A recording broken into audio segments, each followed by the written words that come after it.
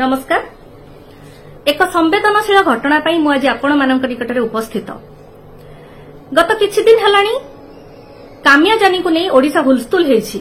ए कामिया जानी किए तांको परिचय कोन आपण माने किछि किछि तांको विषय रे निश्चित भाव में फेसबुक रु जानि सारिथिबे।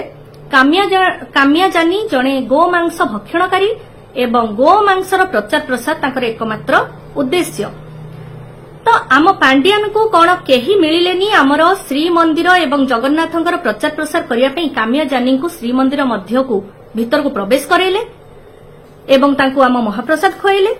आपण माने कहंतु आम जगन्नाथ महाप्रभु हेउछंती विश्व वंदित, आम रथयात्रा हेउछि विश्व प्रसिद्ध। तो जगन्नाथ महाप्रभुंकर प्रमोशन पाई केही गोमांस भक्षणकारी महिलांकर आवश्यकता अछि कि?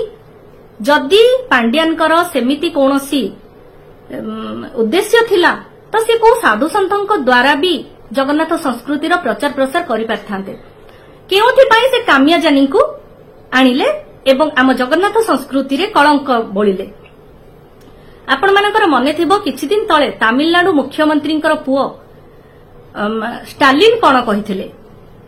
स्टालिन कहिथिले जे सनातन संस्कृति को केवल विरोध कले हेबोनी, एहार संपूर्ण भाव में नाश करने उचित, कारण सनातन संस्कृति हेउछि डेंगू मलेरिया सदृश।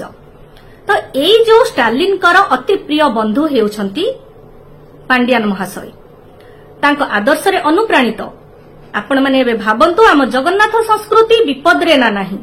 कोउथि पाई एते बड़ काम पांड्यान महोदय करिदेले। कोटी ओडियांक भावावेग को कष्ट देई आम जगन्नाथ संस्कृति रे कालीमा बोली कौन पाई गोमांस भक्षणकारी को से मंदिर रे प्रवेश करेले एवं जगन्नाथ संस्कृति को नष्ट करिबारे लागि पड़िले। एमिति गोटे टाइम थिला से मठ मंदिर भांगिले एवं जगन्नाथ संस्कृति को भी नष्ट करिबारे लागि पड़िछंती।